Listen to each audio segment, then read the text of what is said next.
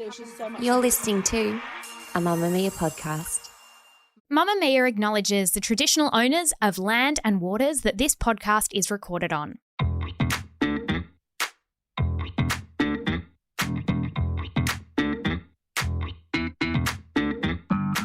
Hello and welcome to Cancelled, the podcast that looks at silly, celebrity or movie crimes and assigns charges and sentences to them so we can all move on with our lives.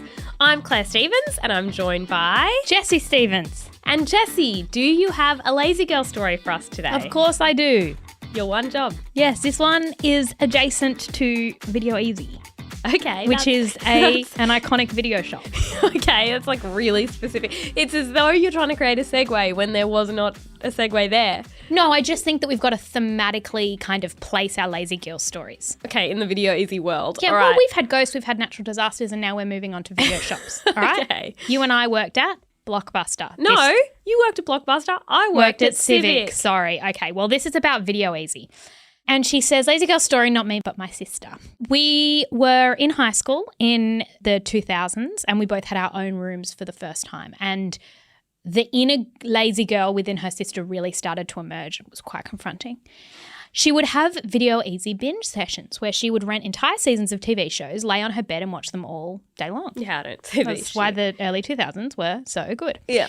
As we used to share a room prior to this, I used to passively join in whilst I would be reading or something. So I would get up and change the disc or pause and stop when it needed. Now that we had our own rooms, the lazy girl emerged. I would get random messages on my phone asking to come to the room because it's an emergency. I would get there and she would point to the DVD player and say, I finished. Next disc for me. Or I drop the remote, can you pick it up for me? In a baby voice as to entice me to do it. Lazy girl. She's a lazy girl. Mind you, all she had to do was get up and reach to the floor to grab it.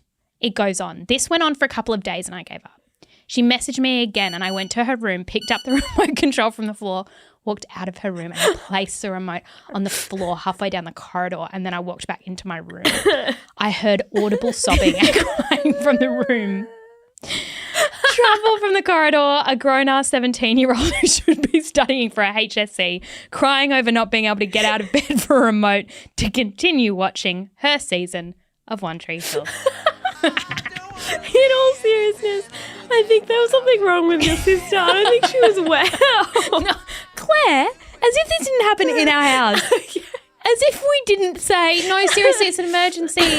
It's an emergency, come in. And then someone would come in and you'd go, turn the light off.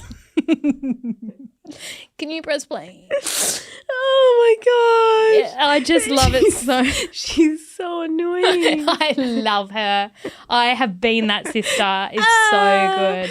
I really like that. There were whole school holidays when we were in year 11. Yeah. Where we didn't move. No. And it was bright, the sun was out. Yeah, and you played The Sims non-stop. Yeah. Hard relate to that one, Yeah. actually. Yeah. On today's episode, Jessie, we're talking about The Devil Wears Prada. All right, everyone, gird your loins. Laurels for spring. Groundbreaking. What you don't know is that that sweater is not just blue, it's not turquoise, it's not lapis, it's actually cerulean.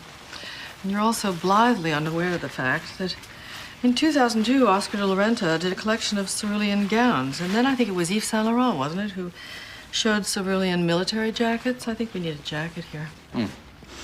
And then cerulean quickly showed up in the collections of 8 different designers. And then it filtered down through the department stores and then trickled on down into some tragic casual corner where you no doubt fished it out of some clearance bin. However, that blue represents millions of dollars and countless jobs.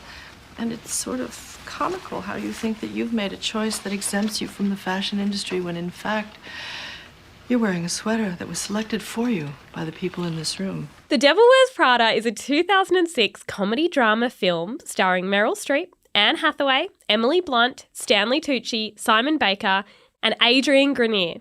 It received overwhelming positive reviews, with Streep winning a Golden Globe for Best Actress in a Comedy or Musical. She was also nominated for an Oscar. Yeah. The story is based on Lauren Weisberger's novel of the same name. And just as a pure coincidence, Weisberger worked as a personal assistant for American Vogue editor Anna Wintour. Yeah. So do with that what you will.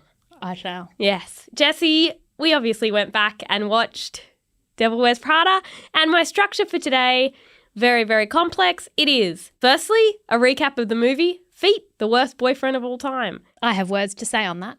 Okay. I don't think he is a bad boyfriend. I think he's been maligned. Continue. Oh, wow. Yeah. We're going to have an argument. And secondly, the true story of The Devil Wears Prada, which mostly just comprises of some facts Okay. that I found. Yeah. Jessie, a recap of the movie. Well, it begins with Anne Hathaway eating things such as the bakery. No, it doesn't. It begins with her brushing her teeth.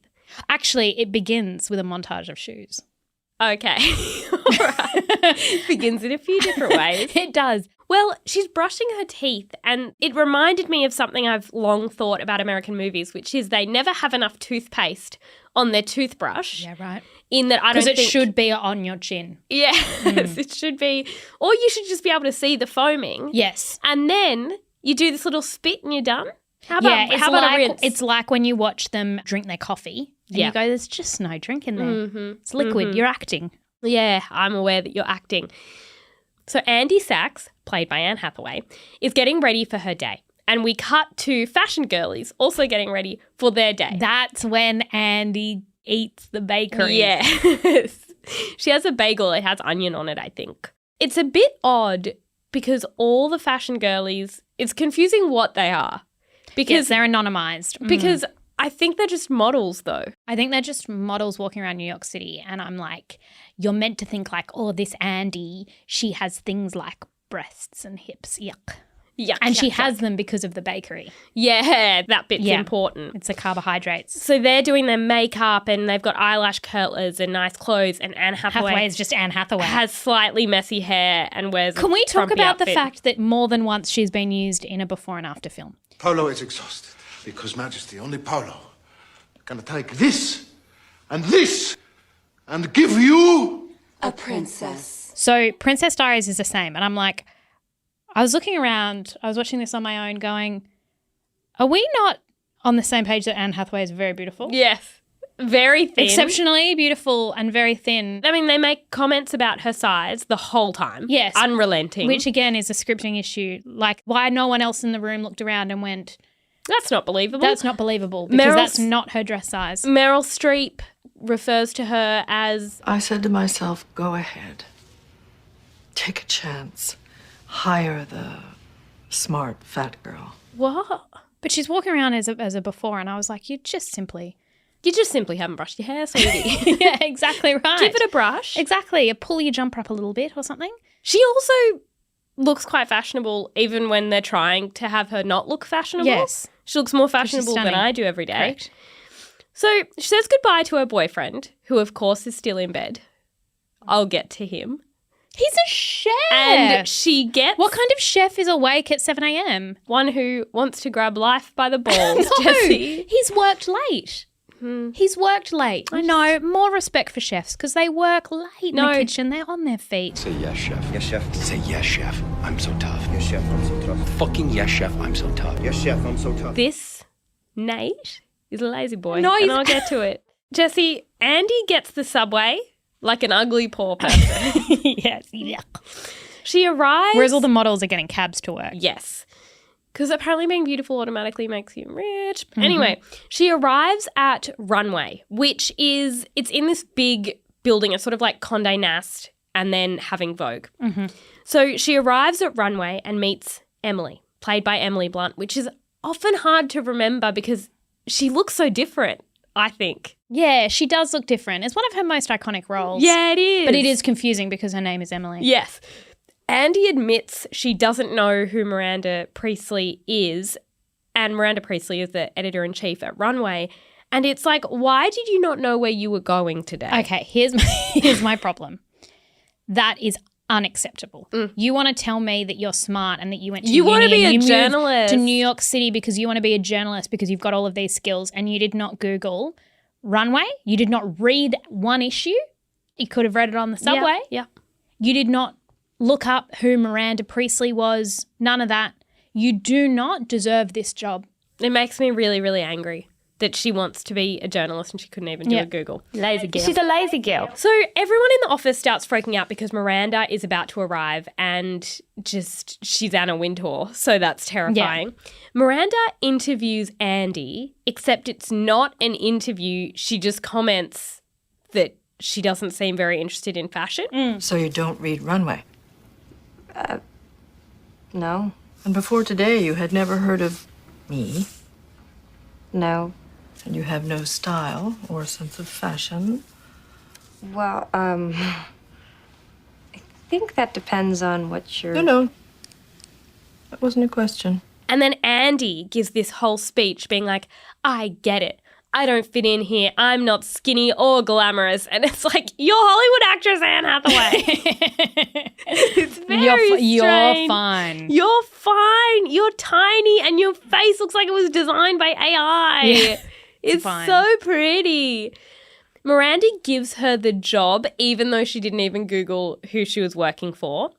And that night, Andy goes out with her friends and Nate to celebrate. Her boyfriend is like, you're working for a fashion magazine? Was it a phone interview? I think fair call. If I got a job at a fashion magazine, my partner would not say that exactly because it's a little bit rude, but she has shown no interest in fashion in her entire life. She's like 23. She's early 20s. But if she went and got a job at a car magazine, you'd go, really? A car magazine? Do you know how to drive a car? I don't think that that's that rude. Well, I don't know. I think shut the fuck up, Nate. They all cheers to jobs that pay the rent, which is awkward because probably none of their jobs would currently pay the rent in any major city in the world because of financial crises. We start to see what it's like working for Miranda. I need 10 or 15 skirts from Calvin Klein. Okay, what kind of skirts do you... Please bore someone else with your questions. And make sure we have Pier 59 at 8 a.m. tomorrow. And remind Jocelyn I need to see a few of those satchels that Mark is doing in the Pony. And then tell Simone I'll take Jackie if Maggie isn't available. Did de Marchelier confirm? De Marchelier? De Marchelier? Did he get him on the phone? Okay. That is me as an assistant in that no, what you saying, Layla? Also, when she has to get Miranda Priestley her coffee, why is it always 4 coffees? Okay, great question because she does. She's got like this like... Does she drink 4 at a time? It's very confusing. Because that wouldn't be good for her bowels. No. And she's like, I'll have my 3 p.m. coffee. And I was like, fair enough, you're having 1. But if you had 4, if you had 4 at this 9 morning. and you're actually on to your 5, 6, 7, 8 at 3... I mean, you're not going to be able to sleep. So it's not good for your heart. Apparently, it's an Anna Wintour thing that she needs. She has like a latte with a certain number of sugars and she wants it really hot. But she also demands her assistants wear like Jimmy Choo heels and the closest Starbucks is like quite a few blocks away. So they're just constantly running down the street in New York trying to get her coffee while because it's I was still looking hot. at that and I was concerned about the running in the heels. Yeah. Ever since I got a pole inserted in my leg, I can no longer walk in heels. And I thought, shouldn't like that. I'd say, I'm sorry, Miranda. I must wear a flat with arch support. Yeah, I'm so sorry. I'm so sorry. And she'd say, this isn't for you. Toxic work environment. Yeah. Overused phrase. Yeah. This is a toxic work environment. Very toxic. Here's my question. Emily says at the beginning a thing about HR is pulling a prank on us with this girl. Ha ha ha. Yeah, yeah. Where's HR? Yeah. For the rest of the film, I'm like, ring, ring. I would be calling HR. A, Emily, she's been a bitch. B, Giselle Bunchen, who works here, also being a bitch. Also not doing much. Not doing much. a lot of chatting to Emily. I've been called fat 4 times. Yeah. And it's midday. Also, I've stolen clothes from the closet. Exactly. Also, I was wanting to have my soup and they threw it in the bin. And they made fun of soup as food, which I think is quite a valid food. Mm-hmm. It was chowder. I was worried as well about the moving to the makeover scene. Okay. Because you can't leave your desk.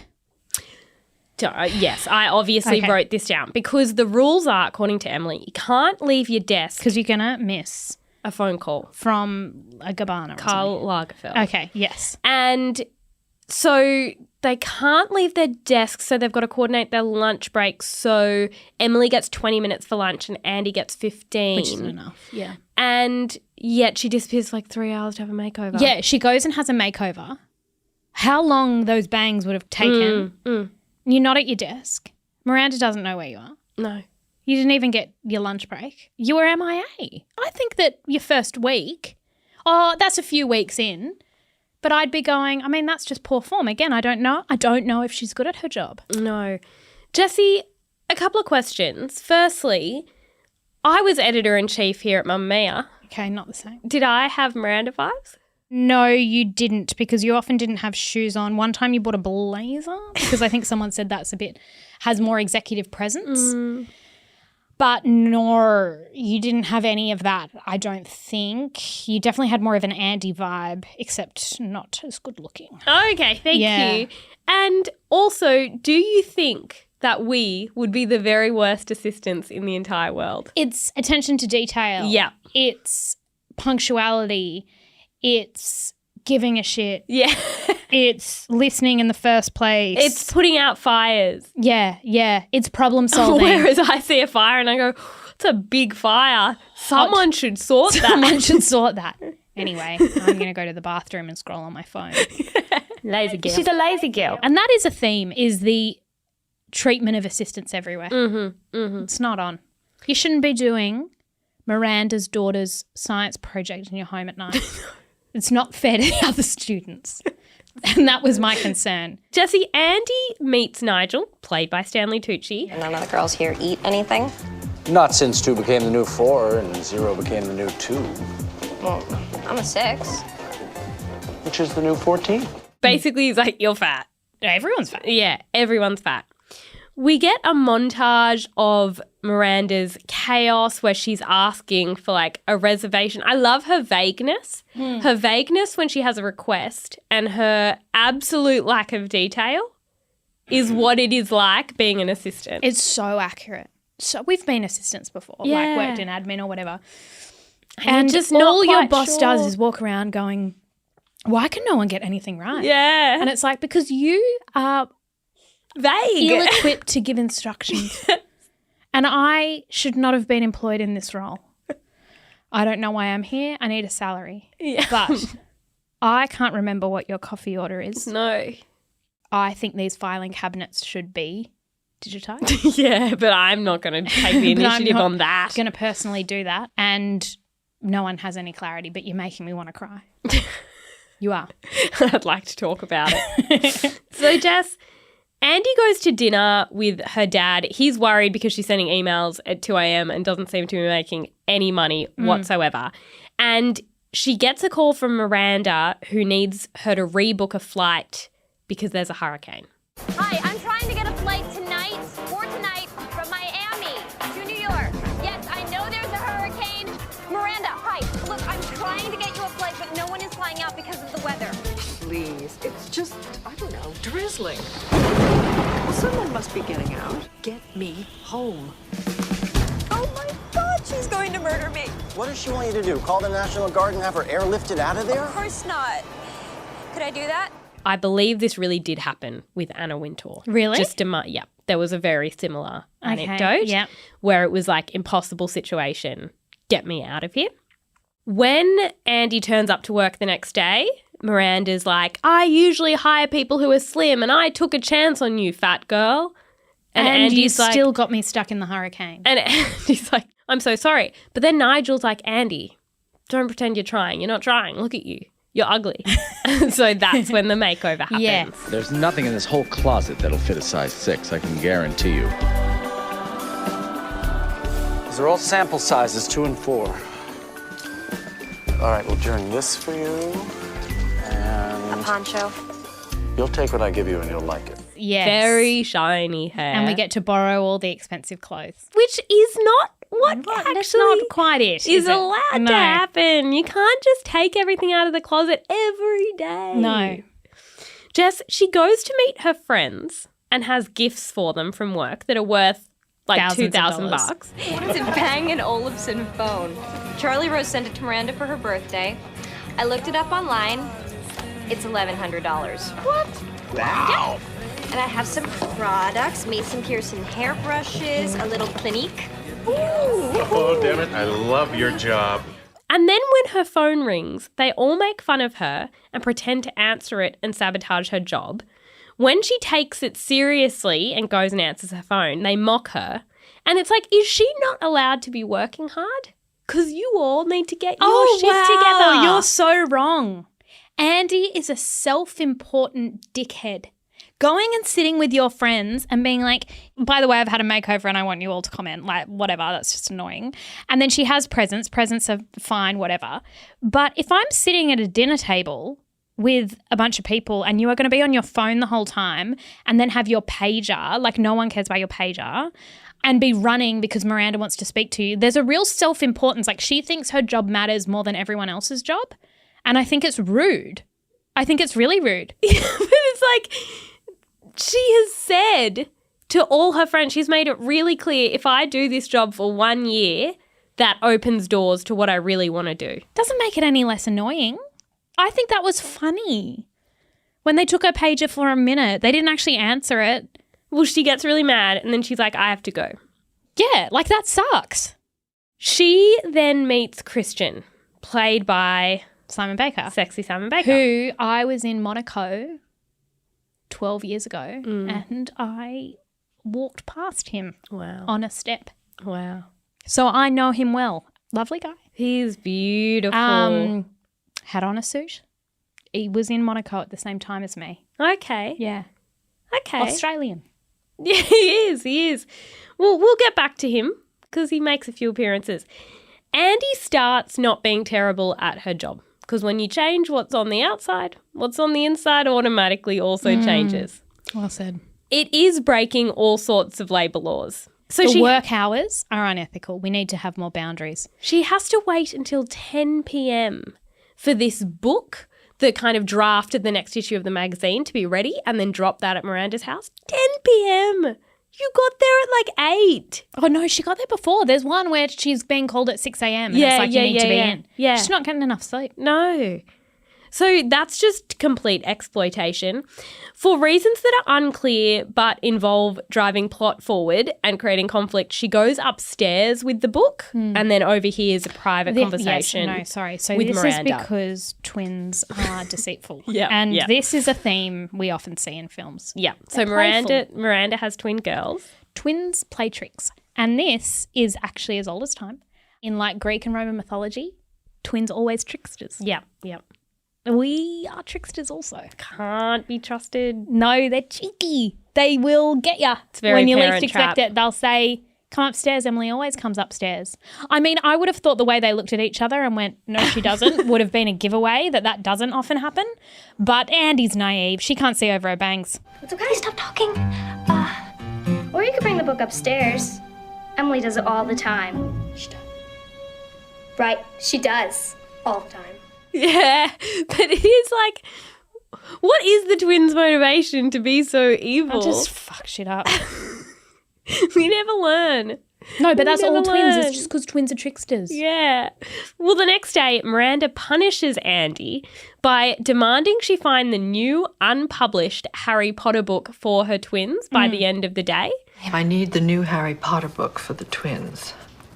Okay, I'll go down to Barnes & Noble right now. Did you fall down and smack your little head on the pavement? Not that I can recall. We have all the published Harry Potter books. Twins want to know what happens next. You want the unpublished manuscript? Well, we know everyone in publishing. It shouldn't be a problem, should it? And you can do anything, right? Somehow, and this is probably the biggest plot hole of all, she finds it with help from Christian, aka Simon Baker, who says he knows the illustrator. Look, there's not a lot I know about this industry, but the person who does the cover art does not have access to the manuscript. No. And that is just so wrong. The other thing is, the twins are going to leak it. Oh, they are, because they're going to leak it. Yeah. They can't be trusted. True. They're going to show their friends at school. Maybe if you just had to get like a manuscript for even still, no, J.K. Rowling. Like an advanced copy so that Miranda could review it or something for yeah, Runway. Yeah, but no- this is going to get out in the playground and then it's going to be like Prince Harry Spare in Spain all over again. Yes. The twins, if this was today, the twins would get on TikTok and just tell the whole plot. Yes, they'd spoil it. They would. You'd have to sign an NDA. You'd have to. Well, It's so many plot silly. holes. But her job is saved.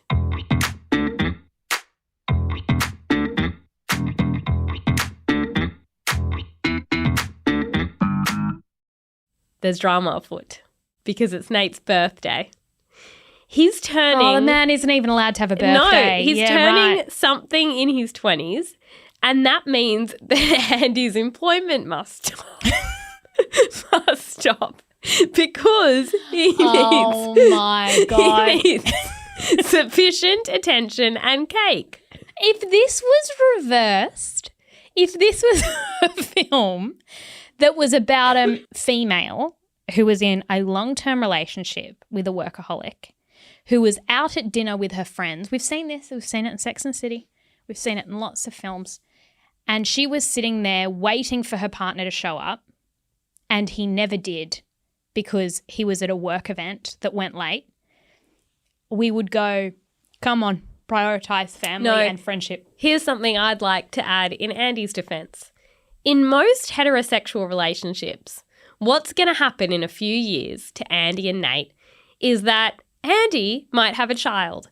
And because she is a woman, she'll have to take time out of her career to have that baby and look after that baby. And Nate can lean hard into his career. She's having 1 year to lean in. Nate strikes me as a stay-at-home dad, firstly.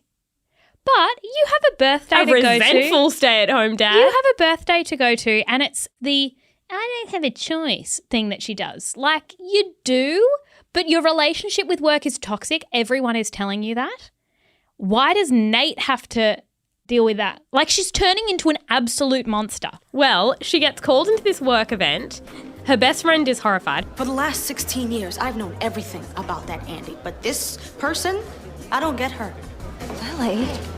Have fun in Paris. You going to Paris? I thought Paris was a big deal for Emily. Or... Great, now you're gonna give me a hard time too. You can't. Why are you prioritising your, I don't even know how to say it, your yob? Why do you care so much about this yob? I also... Her job sucks and it's not even her dream job, and like... Oh. She has said she will do it for 1 year. Everybody chill. For one, give the woman a year. She's in her early 20s. What do you want her to just do? miss absolutely everything, to compromise her integrity, to have this self-importance, to have her stupid bloody pager. Sorry, but people move overseas. People study medicine. People do all sorts of things. Andy's having her year where she just leans in. I hate it. I hate it. At the event, Emily explains she's starving herself for Paris. Well, I'm on this new diet. It's very effective. Well, I don't eat anything. And when I feel like I'm about to faint, I eat a cube of cheese. Well, it's definitely working. I know. I'm just one stomach flu away from my goal weight. Which, let's get to Emily, because she's really unwell and she needs a night off. She's not well. She really needs a night off. And I was looking at her going... No, this is how COVID happened. This is a patient zero situation because Miranda makes us still come to work when we're sick. Yeah. And then goes, ugh. It is glamorizing eating disorders and all the body image stuff. It's very, very uncomfortable. But Andy is about to leave the event when she runs into Christian, who she owes because of the time he got her you're gonna say the unpublished manuscript for the Harry Potter books that those two twins are going to leak. He Nate says... has not cut his cake. Christian says he has a friend from New York Magazine who wants to meet her, and she's like... I can't. It's Nate's birthday. I actually agree with you that I would have met the man from New York Magazine just for a quick five. I just think at that stage we're cutting our losses. Nate's pissed. It doesn't matter if we're home at 11 or 11:30. But I think we've got to respect a man's birthday. I've got, fuck this man's birthday. Sorry. He'd organised a dinner, Claire. Come on, it might have been important. It might have been at 25th or something. Okay, well, she's missed it, Soz. You'll have another one next year. Jesus. She gets home and Nate is wallowing on the couch, being like, wow, it's my birthday. And it's like, fuck you, sir. I don't know Fuck why you have sir. such little respect for a man's birthday. Because men have been not adequately celebrating women's birthdays forever. No, Andy is not the feminist icon you think she is. And the reason she said no to Christian in that moment is because she knew that actually she wanted to touch his strudel. And she knew that that wouldn't be appropriate. She's get to flirting that. with him and it's not appropriate. It is because Nate sucks. And so she's slowly learning Nate sucks. Nah. And it's making Christian more I don't think he appealing. sucks that much. Miranda tells Andy that she needs her best team with her for Paris, and that no longer includes Emily. So brutal. Probably because she has chronic diarrhea from eating exclusively cheese. Yeah, and she's got pneumonia from not resting. Andy has this whole dilemma about how Paris is Emily's thing and how she hasn't eaten in weeks for it. And in my opinion, it's best Emily doesn't go. She's juicy. Andy's made to feel all guilty about this moral question of whether she goes. I'm like, Emily's unwell. Emily needs a rest. She also doesn't appear to be very good at her job. I completely disagree. Emily is capable. She's the one who trained her. Emily is very good at her job, but you just can't keep Miranda happy. All right, well, what happens is Miranda's like, cool. Anyway, you tell Emily.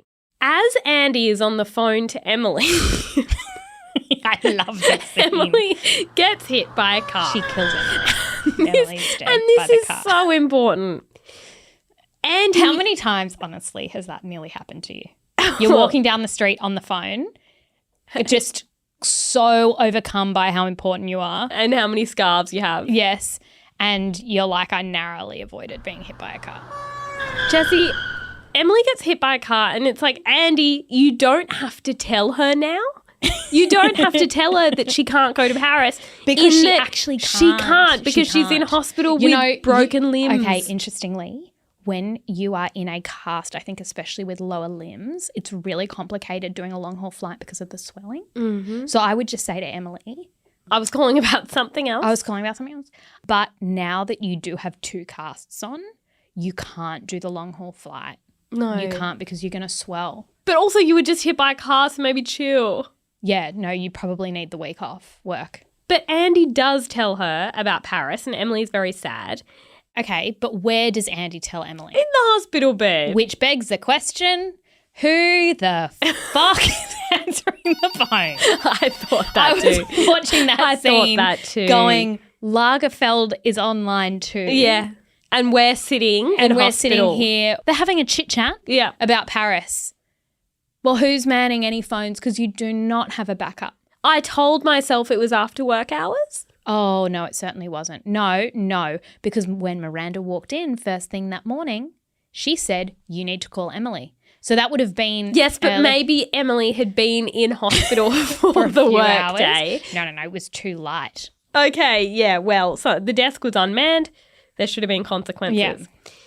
Jess, Andy then turns up to her friend's art show because every movie set in New York involves a friend who's an art curator.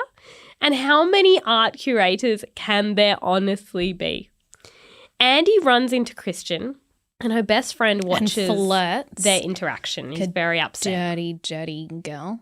She says, the Andy I know is madly in love with Nate. And it's like, maybe Andy is over Nate, given he has a problem with her financial independence and employment status. She is not earning enough money to be this busy.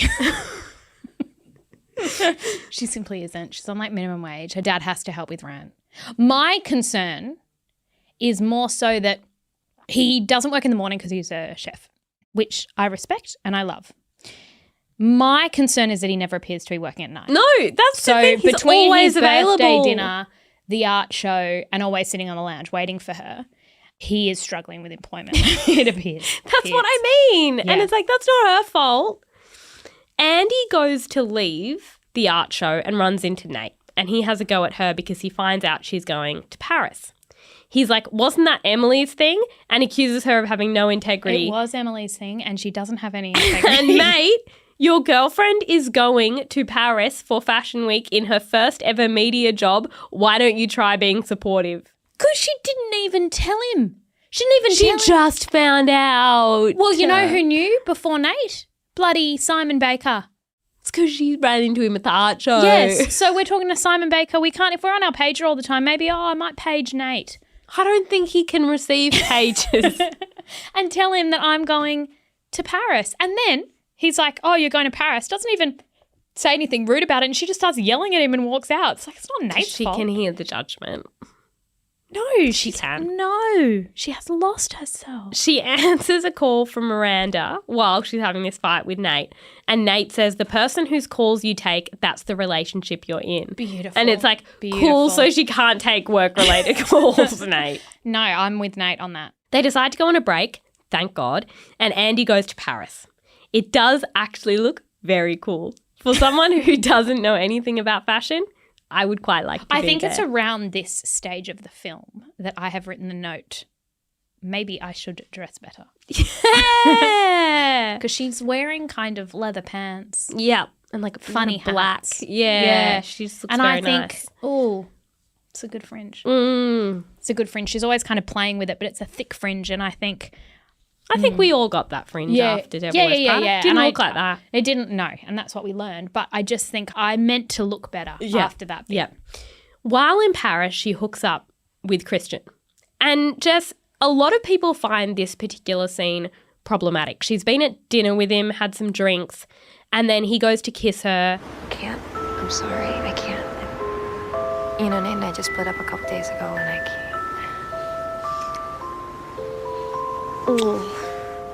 I've had too much wine, and my hearing, vision, judgment's impaired.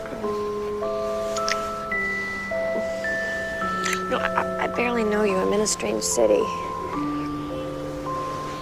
I am out of excuses. And she rebukes him about 3 times. And then she's like, I've run out of excuses. And then she's run out of excuses and then she kisses him. Yeah. How do we feel? He should have listened. Mm-hmm. And it sold to us as romance. And that's why we're all a bit fucked up. Yep. It's quite hard to explain what happens at the end. But basically Nigel thinks he's getting this big, exciting job outside of Runway and that Miranda's helped him get it. Andy then finds out there's a plan to appoint Jacqueline Follet as the new editor-in-chief of Runway. She tries to warn Miranda, but Miranda's one step ahead and announces at a luncheon that the job Nigel thought he was getting is actually going to Jacqueline. And basically Miranda has saved herself at Nigel's expense. And it's my great happiness today to announce to you all that that person is my friend and long-time esteemed colleague, Jacqueline Follet. Oh, I didn't understand that to be fully... One of the top search terms is I like, don't understand is the like end. Nigel. Andy tells Miranda that she couldn't do what she just did to Nigel. And Miranda's like, you already did to Emily. And it's not the same. Emily had the flu and was hit by a car and literally could not go to Paris. It was the same. It wasn't the same. It was the same. It so was the same. She had to make the choice if she was going to step all over Emily and go to Paris or if she was going to give the opportunity to Emily. She was offered. She was offered. Okay. Yeah, and she could have turned it down. Miranda She could has have turned it down. all the power. Oh, wow. You're so messed up. No. This is the problem with the world. There are some people who walk around the world going, I don't have any choice. I just have to do what I'm told. And that is Andy and you.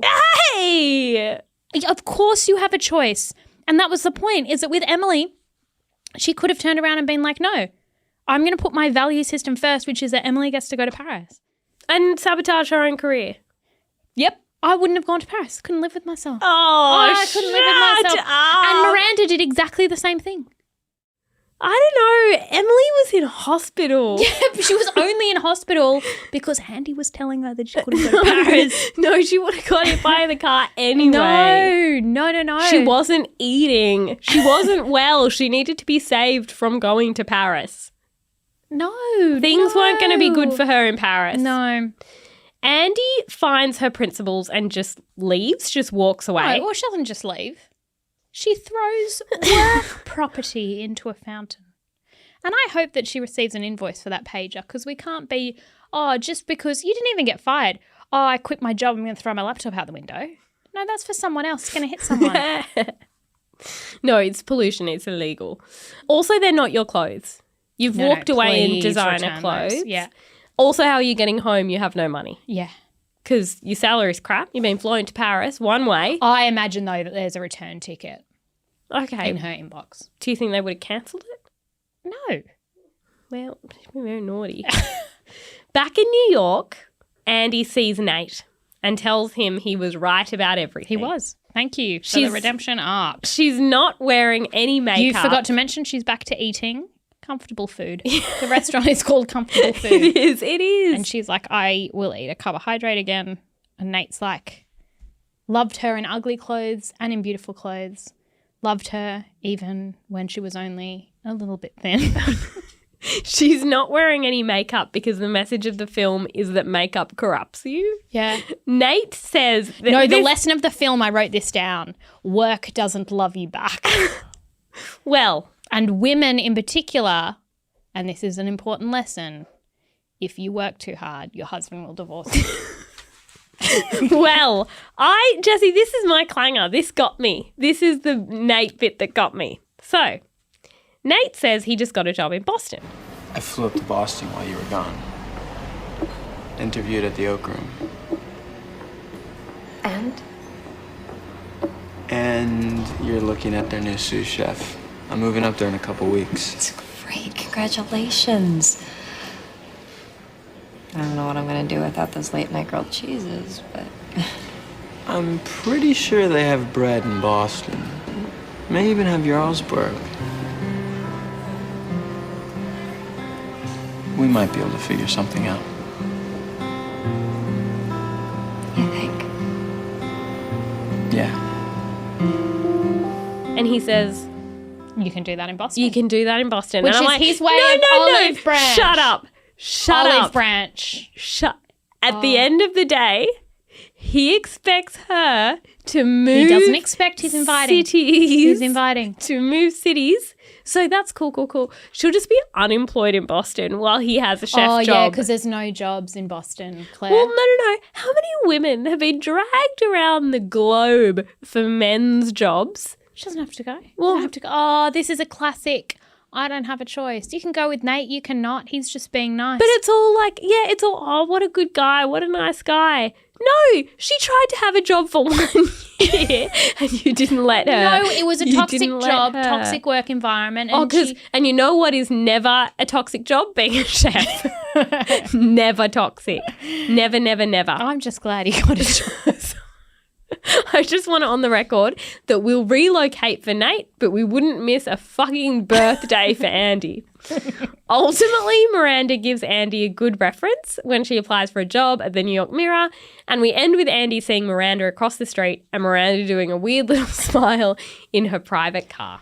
Okay, but it actually comes full circle because she goes to that New York Mirror interview, and I think, all I want is for you to have learned how to interview.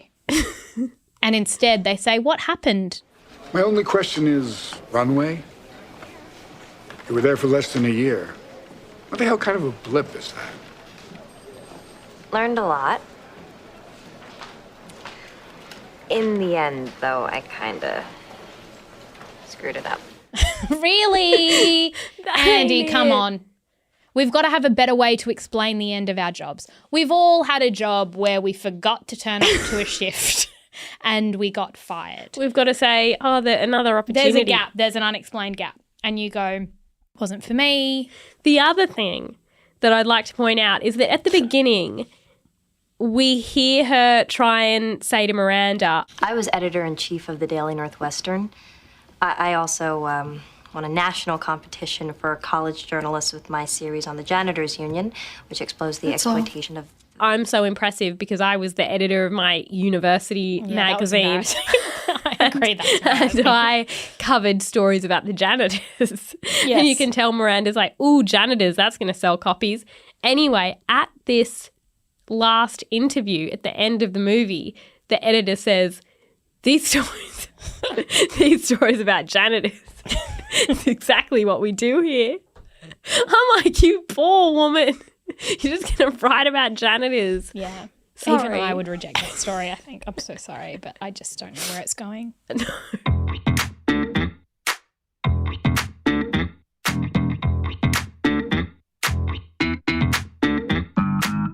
Jessie, the true story of The Devil Wears Prada.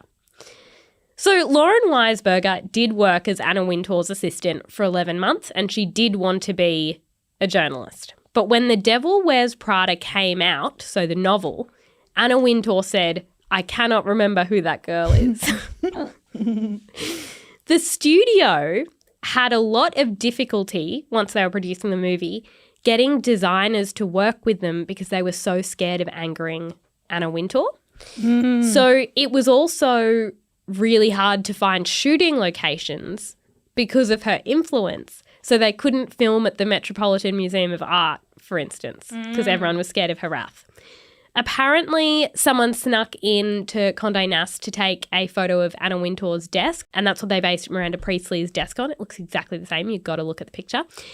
Now, Kate Betts was a former editor-in-chief at Harper's Bazaar who herself had once worked for Anna Wintour, and she wrote a scathing review of The Devil Wears Prada. And she basically said it was bite the boss fiction and said, Andrea makes no bones about the fashion business being beneath her or that her true calling is not to be fetching tall lattes for Anna/Miranda, but to be supplying high-minded prose for The New Yorker. She draws a runway creative director named Nigel, who is a pale imitation of the incomparable Andre Leon Talley, and gives us a caustic, stuttering travel editor who is a cheap shot at the food writer Jeffrey Steingarten, whom she should have been studying for lessons in how to write. So this woman has basically said, how dare Lauren Weisberger write this novel when she had no reverence for the institution that was Runway? And I'm like, that's the whole point. Yeah. Fish out of water. This world is ridiculous. Yeah. She goes on to say it's just as vain and self-involved to be obsessed with a career at The New Yorker as it is to be obsessed with one at Vogue. And she says, but if Andrea doesn't ever realise why she should care about Miranda Priestley, why should we care about Andrea? No. She's just very, And it's also like Miranda Priestley just genuinely treats people like shit. Yeah, no, exactly. And then she says she seems to have understood almost nothing about the isolation and pressure of the job her boss was doing or what it might cost a person like Miranda Priestley to become a character like Miranda Priestley. Okay, you're allowed to call stuff out. You're allowed to say... It is also just a belt. It is a belt. Or just a scarf or whatever. Like we're not, Like you are allowed to be lives here. cynical about fashion. And I think that's kind of what I always liked about The Devil Wears Prada growing up was that I felt the same way about fashion magazines, that I don't get it and they're not for me. Jessie, it's time for charges and sentences.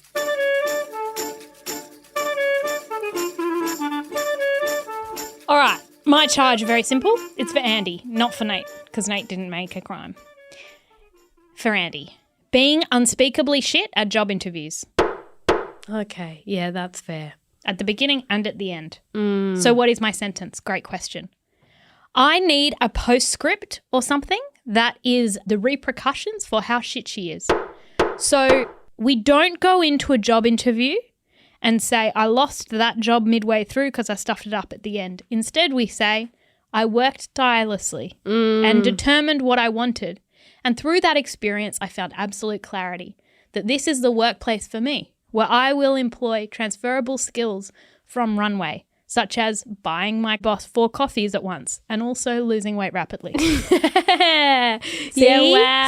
Lessons. Yes. We put things differently, but we can't be walking in not knowing who we're interviewing for and then just saying, I made mistakes and therefore I have a big gap in my resume. No. Claire, what's your charge? Jessie, my charge is telling women they can't have a high-pressure career because they might miss Nate's birthday. Oh, my God. Oh, my God. The man deserves a birthday as much as anyone else deserves a birthday. No. When was Andy's birthday? She was probably working. Yeah, that's on her. Well, he'd have taken the night off chefing. He would. We don't know that. He would because I don't think he worked any nights as a chef. So I think he would have been free that night. Jesse, my sentence. Nate needs an intervention from everyone. No. We're going to get Miranda. We're going to get Emily. No. We're going to get Nigel. And they're going to sit None him of down. those people care about Andy enough to stage an intervention. Yeah, they do. Okay. They're going to sit Nate down and say, did you know women have jobs now? Women are allowed to have jobs. No. Women Claire. make own money. No. No. Because you keep forgetting that women having own job equals man leaving woman and sadness and loneliness in older age. And this is the point. Well, that's why Nate needs You will talking end to. up alone. You will end up alone if you work. That is the lesson. You know who doesn't mind Andy working hard? Who? Christian. I actually don't think Christian was that bad. I don't know why we didn't end up with Christian. No. Because he was going to stab Miranda in the back, but it's like, shouldn't he had no allegiance to Miranda. Yeah. And Miranda was a psycho. I'm like, why was she so defensive of Miranda? Again, that's because Andy was in a toxic, weird relationship with Miranda. Yeah. Also a toxic, weird relationship with Nate. No, Nate. I just hope he found a woman.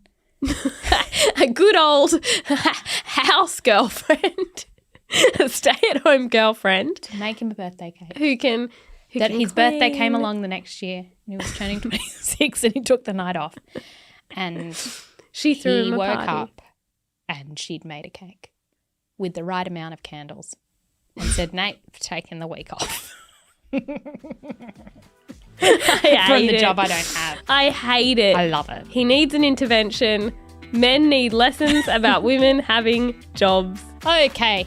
Thank you so much for listening to this episode of Cancelled. The executive producer of Cancelled is Talissa Bazaz, and we will have all our receipts, including the picture of Anna Wintour's desk, up on @the_twins_thoughts on Instagram. Please keep sending your lazy girl stories through. They make us so happy. And we will speak to you next week. Bye. Bye.